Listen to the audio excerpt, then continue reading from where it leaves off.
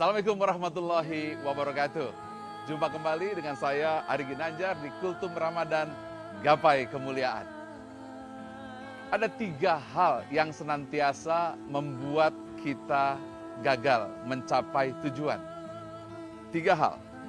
1, khawatir. 2, takut. 3, pertimbangan. 3 inilah musuh utama yang membuat kita tidak mencapai tujuan. Apa yang baru saja saya perlihatkan, saya menyimpulkan di belakang itu adalah kegelapan yang membuat kita takut, dan kemudian di sini cahaya yang membuat kita berani. Sebelum kita lanjutkan tentang bagaimana solusi menghindarkan rasa takut, saya ingin memberikan sebuah contoh yang sangat sederhana saja. Bahwa sesungguhnya dalam tubuh kita ini seperti ada termometer. Kalau sekiranya sudah mencapai suhu tertentu, maka kita akan merasa demam. Begitu pula ketika anak kita badannya terkena sakit. Maka ketika suhu tertentu, maka dia akan menggigil dan demam. Di dalam jiwa kita juga ada sebuah fungsi termometer yang membuat kita sensitif. Dan ketika rasa takut, maka tubuh kita merasa demam. Nah, inilah yang membuat kita takut. Dari mana takut itu lahir? Contohnya saja, ada yang takut ketika berusaha, takut gagal. Ada yang takut ketika bertemu atasan, takut dimarahi. Ada yang takut untuk memulai, tidak berhasil. Nah, rasa takut seperti itu sesungguhnya terjadi ketika masa kecil kita mengalami masalah-masalah yang tanpa sadar membentuk diri kita. Orang tua kita yang mungkin mengajarkan kita, ayo jangan naik tangga, nanti jatuh. Dan itu ribuan kali kita dengar. Hingga ketika kita sudah dewasa, kata-kata tidak, kata-kata jangan, itu membentuk diri kita. Ketika kita mulai melangkah, takut jatuh. Nah, inilah yang membuat kita memiliki rasa takut. Jadi rasa takut itu tercipta karena lingkungan kita. Masa kecil kita, ingat saya lagi, masa kecil kita. Ketika kita anak-anak, melihat kegelapan, ditakut-takuti ada setan. Begitu masuk gelap, kita takut. Kemudian ketika mau melangkah naik tangga, takut jatuh. Akhirnya mau bergerak, tidak berani memulai.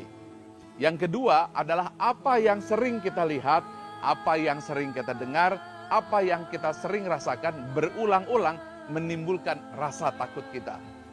Dan yang ketiga adalah kejadian-kejadian yang membuat kita terkena trauma. Contoh, 5 kali berpacaran, 5 kali gagal nikah. 10 kali berusaha, 10 kali bangkrut. Akibatnya tidak berani lagi mendekati pacar, tidak berani lagi memulai usaha.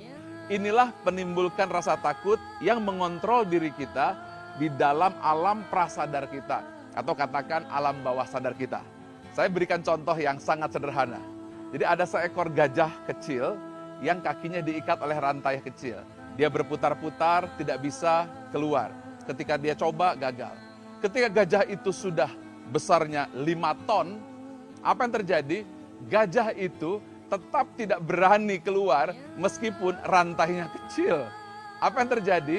Karena gajah tersebut memiliki rasa takut pada pikirannya. Nah, inilah faktor yang membuat kita gagal. Faktor yang membuat kita tidak berhasil. Faktor yang membuat kita tidak bisa move on.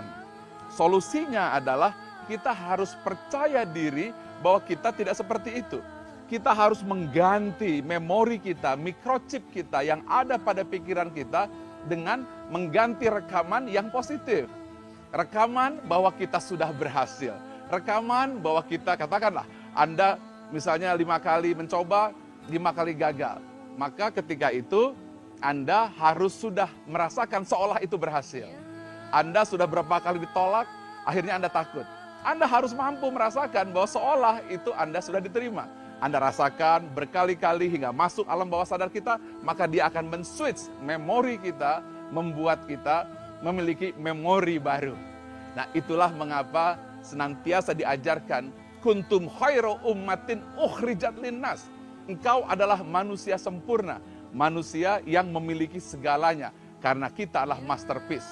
Dengan memahami bahwa diri kita adalah makhluk yang sempurna, dengan menyadari bahwa diri kita adalah khairul ummah, maka pada saat itu kita akan mampu menghilangkan rasa takut kita.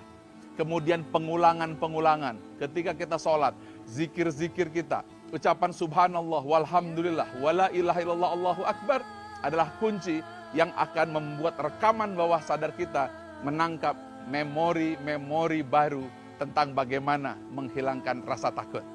Indah solusi, cara yang sesungguhnya sudah diajarkan mengapa kita harus melakukan 3 hal. 1, secara fisiologi, ketika kita bergerak, ketika tangan kita mengangkat, maka rasa takut itu akan hilang. Contoh saja, ketika anak kecil, dia tidur dan takut. Dia mengatakan takut ada setan. Lalu bapak aja mengatakan, saya letakkan senapan, nanti kalau apa-apa tembak. Dan anak itu langsung tidur dengan nyenyak.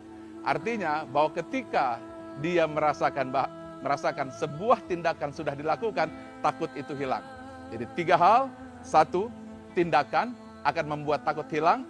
2, masukkan alam bawah sadar, membuat itu tersimpan dalam memori.